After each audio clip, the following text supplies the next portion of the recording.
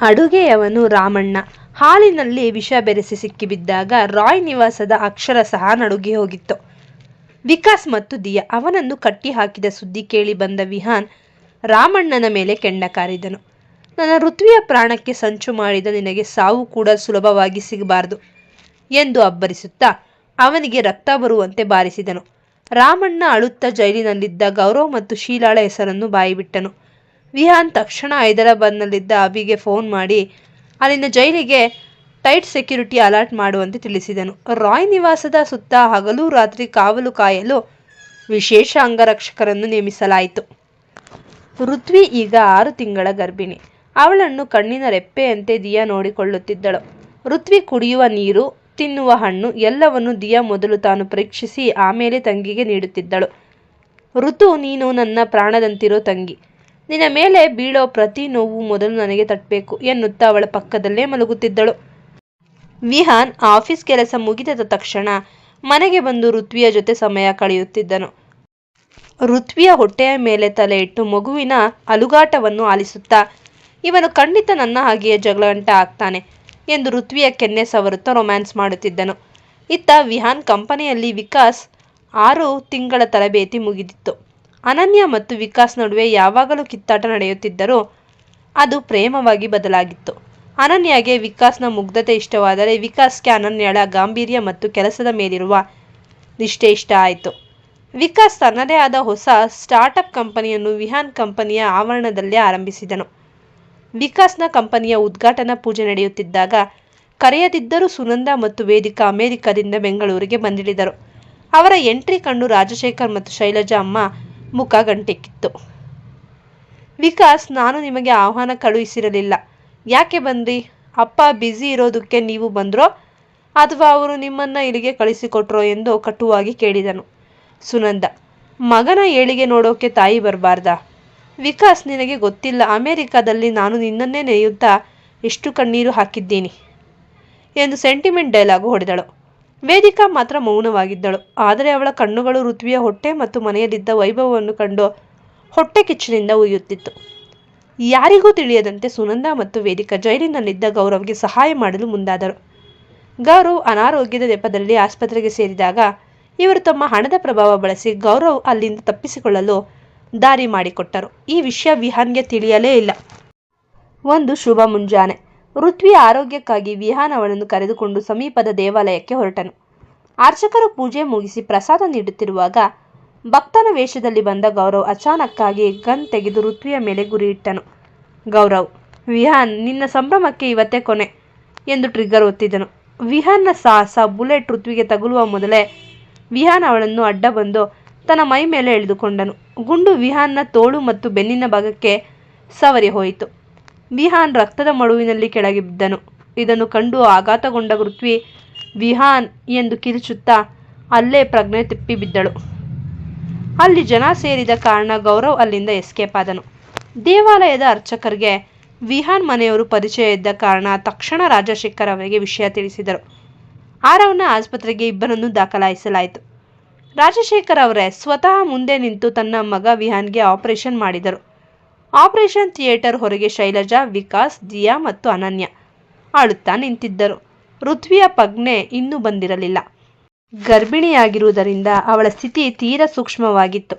ಆರವ್ ಕೂಡ ತನ್ನ ತಮ್ಮನ ಸ್ಥಿತಿ ಕಂಡು ಮರುಗಿದನು.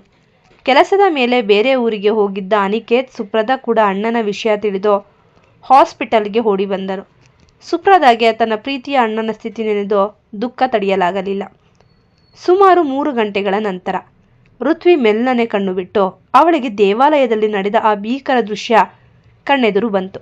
ಗೌರವ್ ಗನ್ ಹಿಡಿದು ನಿಂತಿದ್ದು, ವಿಹಾನ್ ತನಗೆ ಅಡ್ಡ ಬಂದು ರಕ್ತದ ಮಡುವಿನಲ್ಲಿ ಬಿದ್ದಿದ್ದು ನೆನಪಾಗಿ ಅವಳು ಒಮ್ಮೆಲೆ ಬಿಚ್ಚಿಬಿದ್ದು ಎದ್ದಳು. ಋತ್ವಿ ಕಿರುಚುತ್ತಾ, ವಿಹಾನ್, ವಿಹಾನ್ ಎಲ್ಲಿದ್ದಾರೆ? ಅಕ್ಕ, ವಿಹಾನ್ಗೆ ಏನಾಯಿತು? ದಿಯಾ, ಋತು ಶಾಂತವಾಗು, ವಿಹಾನ್ಗೆ ಆಪರೇಷನ್ ನಡೀತಿದೆ, ರಾಜಶೇಖರ್ ಮಾವ ಒಳಗಡೆ ಇದ್ದಾರೆ, ಏನೂ ಆಗೋಲ್ಲ ಎಂದು ಸಮಾಧಾನಿಸಲು ಹೋದಳು. ಆದರೆ ಋತ್ವಿ ಕೇಳುವ ಸ್ಥಿತಿಯಲ್ಲಿರಲಿಲ್ಲ. ತನ್ನ 6 ತಿಂಗಳ ಹೊಟ್ಟೆಯನ್ನು ಹಿಡಿದುಕೊಂಡು ಗ್ಲೂಕೋಸ್ ಬಾಟಲ್ ಸ್ಟ್ಯಾಂಡನ್ನು ಪಕ್ಕಕ್ಕೆ ತಳ್ಳಿ ಅಶಕ್ತತೆಯ ನಡುವೆಯೂ ಆಪರೇಷನ್ ಥಿಯೇಟರ್ಗೆ ಓಡಿದಳು. ಆಪರೇಷನ್ ಥಿಯೇಟರ್ನ ಗಾಜಿನ ಕಿಟಕಿಯಿಂದ ಒಳಗೆ ನೋಡಿದ ಋತ್ವಿಯ ಎದೆಯ ಒಡೆದಂತಾಯಿತು. ವಿಹಾನ್ ಪ್ರಜ್ಞೆ ಇಲ್ಲದೆ ಮಲಗಿದ್ದನು. ಅವನ ಮೈ ತುಂಬ ಪೈಪ್ಗಳು, ಪಕ್ಕದಲ್ಲಿ ರಕ್ತದ ಬಾಟಲಿಗಳು. ಅವನ ಬೆನ್ನಿನ ಭಾಗಕ್ಕೆ ಗುಂಡು ತಗುಲಿದ್ದರಿಂದ ಅತಿಯಾದ ರಕ್ತಸ್ರಾವವಾಗಿತ್ತು. ಋತ್ವಿ ಗಾಜಿನ ಮೇಲೆ ಕೈ ಇಟ್ಟು ಬಿಕ್ಕಿ ಬಿಕ್ಕಿ ಅಳುತ್ತಾ, ನನ್ನಿಂದ ನಿಮಗೆ ಈ ಸ್ಥಿತಿ ಬಂತು ವಿಹಾನ್. ಆ ಗುಂಡು ನನಗೆ ತಗುಲ್ಬೇಕಿತ್ತು. ನನ್ನನ್ನು ಯಾಕೆ ಉಳಿಸಿದ್ರಿ ಎಂದು ನೆಲದ ಮೇಲೆ ಕುಸಿದು ಬಿಟ್ಟಳು. ಋತ್ವಿಯ ಈ ಆರ್ತನಾದ ಕಂಡು ಅಲ್ಲಿ ನಿಂತಿದ್ದ ವಿಕಾಸ್ ಮತ್ತು ಅನನ್ಯಾಳ ಕಣ್ಣಲ್ಲೂ ನೀರು ಬಂತು. ಇದೇ ಸಮಯದಲ್ಲಿ ಸುನಂದ ಮತ್ತು ವೇದಿಕಾ ಆಸ್ಪತ್ರೆಗೆ ಬಂದರು. ಅವರ ಮುಖದಲ್ಲಿ ಒಂದು ರೀತಿಯ ಕಪಟ ಆತಂಕವಿತ್ತು. ಸುನಂದ, ಅಯ್ಯೋ ಶೈಲಜಾ, ವಿಹಾನ್ಗೆ ಹೀಗಾಗಬಾರ್ದಿತ್ತು. ಆ ಗೌರವ್ ಇಷ್ಟು ಕೆಟ್ಟವನು ಅಂತ ನಮಗೆ ಗೊತ್ತಿರಲಿಲ್ಲ ಎಂದು ಮೊಸಳೆ ಕಣ್ಣೀರು ಹಾಕಿದಳು. ಈ ಮಾತು ಕೇಳಿದ ತಕ್ಷಣ ಋತ್ವಿ ಸಿಂಹಿಣಿಯಂತೆ ಎದ್ದು ನಿಂತಳು.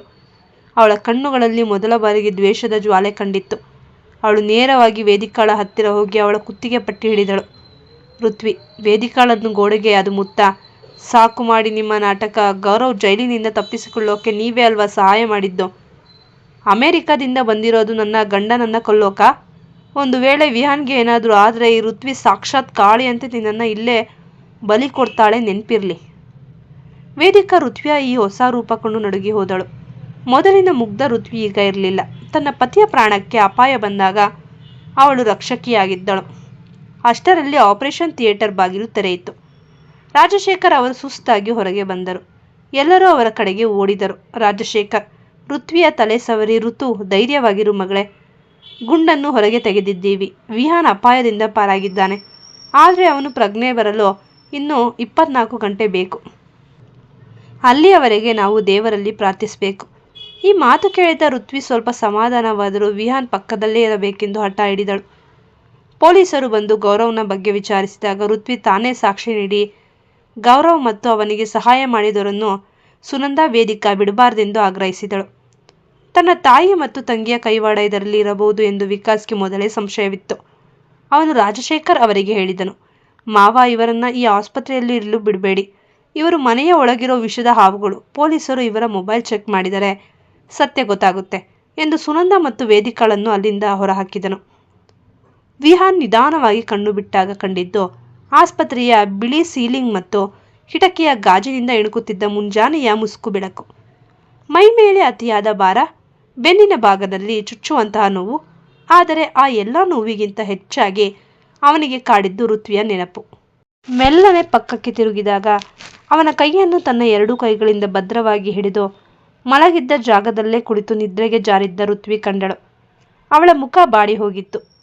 ಕಣ್ಣಿನ ಕೆಳಗೆ ಅತ್ತ ಗುರುತುಗಳಿದ್ದವು. ವಿಹಾನ್ ಮೆಲ್ಲನೆ ಅವಳ ಬೆರಳುಗಳನ್ನು ಒತ್ತಿದನು. ಸ್ಪರ್ಶದ ಅರಿವಾಗುತ್ತಿದ್ದಂತೆ ಋತ್ವಿ ಒಮ್ಮೆಲೆ ಎಚ್ಚರಗೊಂಡು ಎದ್ದು ಕುಳಿತಳು. ವಿಹಾನ್ ಕಣ್ಣು ಬಿಟ್ಟಿರುವುದನ್ನು ಕಂಡು ಅವಳಿಗೆ ನಂಬಲಾಗಲಿಲ್ಲ. ಋತ್ವಿ ದಿನಗಟ್ಟಲೆ ಅತ್ತಿದ್ದರಿಂದ ಧ್ವನಿ ಗದ್ಗದಿತವಾಗಿತ್ತು. ವಿಹಾನ್, ನೀವು ಕಣ್ಣು ಬಿಟ್ಟಿರಲ್ಲ? ನಿಜವಾಗಿಯೂ ನೀವು ಎಚ್ಚರವಾದಿರಲ್ಲ? ನಾನು ಕನಸು ಕಾಣ್ತಿಲ್ಲ ತಾನೆ ಎನ್ನುತ್ತಾ ಅವನ ಮುಖದ ಮೇಲೆ ಕೈಯಾಡಿಸಿದಳು. ವಿಹಾನ್ ಬಹಳ ಕ್ಷೀಣ ಧ್ವನಿಯಲ್ಲಿ ಮುಗುಳ್ನಗುತ್ತಾ, ಋತು ಅಳ್ಬೇಡ. ನಿನ್ನ ಈ ಕಣ್ಣೀರು ನನ್ನ ಗಾಯಕ್ಕಿಂತ ಜಾಸ್ತಿ ನೋವು ಕೊಡ್ತಿದೆ.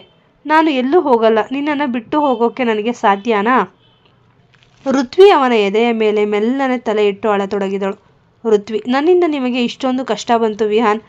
ಆ ಗೌರವ್ ಗುರಿ ಮಾಡಿದ್ದು ನನ್ನನ್ನು ಯಾಕೆ ಅಡ್ಡ ಬಂದು ಉಳಿಸಿದ್ರಿ? ನನಗೇನಾದರೂ ಆಗಿದ್ರೂ ಪರವಾಗಿರಲಿಲ್ಲ.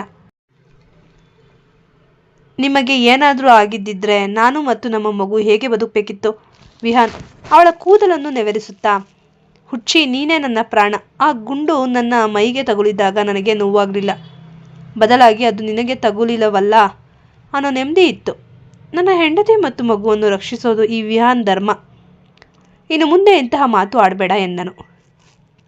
ವಿಹಾನ್ ಮೆಲ್ಲನೆ ತನ್ನ ಕೈಯನ್ನು ಋತ್ವಿಯ 6 ತಿಂಗಳ ಉಬ್ಬಿದ ಹೊಟ್ಟೆಯ ಮೇಲೆ ಇಟ್ಟನು. ವಿಹಾನ್, ನಮ್ಮ ಪುಟಾಣಿ ಹೇಗಿದ್ದಾನೆ?